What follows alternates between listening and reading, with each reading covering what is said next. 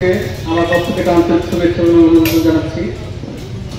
মহান রব্বুল আলামিনের কাছে শুকরিয়া আদায় করছি যে আমরা সকলে আজকে তুহিন হত্যার বিচারের দাবিতে গ্রেফতার হয়েছে আমার জানা মতে। আমরা চাই এরা যেন কোনো পক্ষে কোনোভাবে কোনো তদবিরে যেন এরা জামিনে বেরোতে না পারে। এদের সর্বোচ্চ শাস্তি মৃত্যুদণ্ড এই মানববন্ধনে দাবি করছি। সেই সাথে বলতে চাই, আজ সাংবাদিক সমাজ এই ভাটায় যাওয়া, এই মাটি কাটা, এই বালু তোলা, এখানে যে চালাবাজি করা, এইসব সাংবাদিকতার কাজ নাই।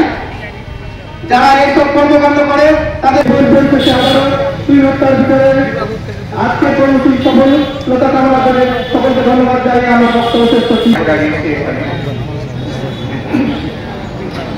গাজীপুরের সাংবাদিক আসাদুজ্জামান তুহিন, যাকে নির্মমভাবে প্রকাশ্যে হত্যা করা হয়েছে।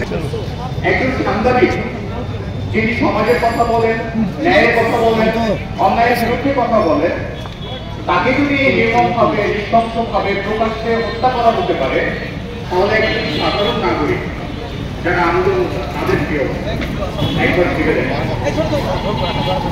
ভেবে দেখেন, এই যে ভয়ের সংস্কৃতি তৈরি করা হচ্ছে, প্রকাশ্যে মানুষ হত্যা করা হচ্ছে, হত্যার পরে এগুলো নিয়ে বিচারহীনতার যে সংস্কৃতি চালু হয়েছে, এই রাষ্ট্র দিকে যাচ্ছে, কোথায় যাচ্ছে? আমার আগের বক্তারা, আমার সাংবাদিকরা বলে গেছে,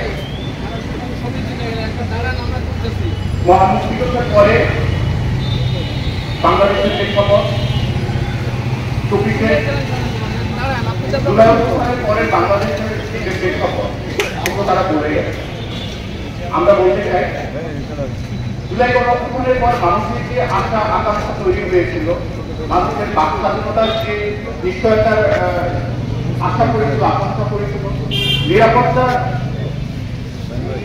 নিরাপদে জীবনযাপনের যে আশা আকাঙ্ক্ষা ছিল, যেতে পারে না। আজকে আসাদুজ্জামান তুহিনের জন্য আমরা রাস্তায় দাঁড়িয়েছি। এই বিচারহীনতার সংস্কৃতি চালু থাকলে আরো অন্য সহকর্মীদের একইভাবে নির্মমভাবে হত্যা করা হবে। আমাদের এই রাজপথে দাঁড়াতে হবে। আমরা এই বিষয়গুলো চাই না। আমরা চাই আমাদের নিরাপত্তা নিশ্চিত করা হোক।